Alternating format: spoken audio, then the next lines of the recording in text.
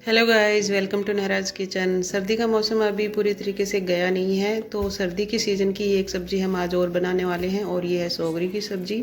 तो इसमें से कच्ची कच्ची सोगरियाँ मैंने निकाल ली हैं और इनको अच्छे से धोकर कट कर लिया है और अब इनको हम बॉईल करेंगे।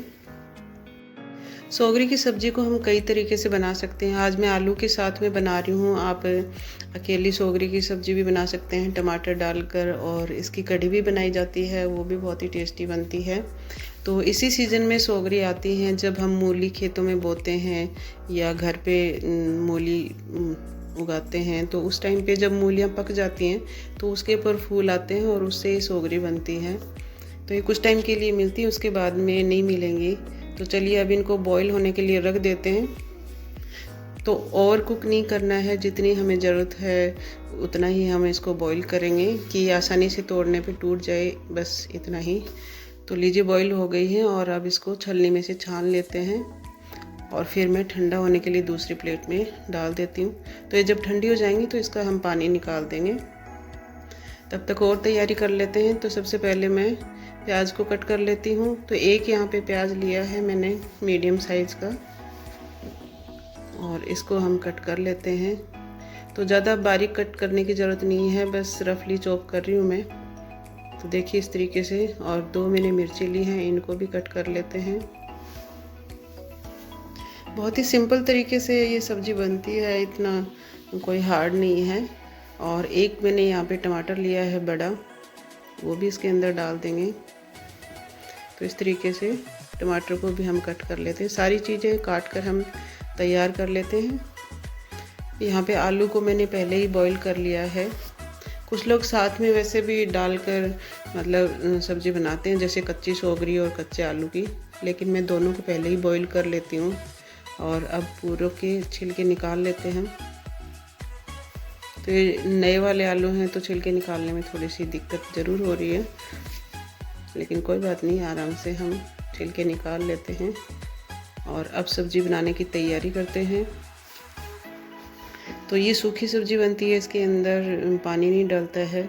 सारी चीज़ें हमने पहले से तैयार कर ली हैं बॉईल करके। और अभी मैंने सरसों का तेल डाल दिया, गरम हो गया है। और अब इसके अंदर मैंने 1 टीस्पून जीरा डाल दिया है। और यहाँ पे प्याज, हरी मिर्ची, लहसुन और ये सारी चीज़ें मैंने डाल दी।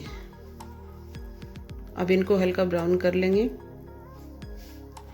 तो देखिए हल्के ब्राउन हो गए हैं। अब इसके अंदर हम मसाले डाल देते हैं। जो भी मसाले हम सब्ज़ी में डालते हैं, हल्दी, धनिया, मिर्ची, नमक, वो सारी चीज़ें हम अपने टेस्ट के अकॉर्डिंग डाल देंगे। और अब इसके अंदर मैं थोड़ा सा पानी डाल के इसको मिक्स कर देती हूँ।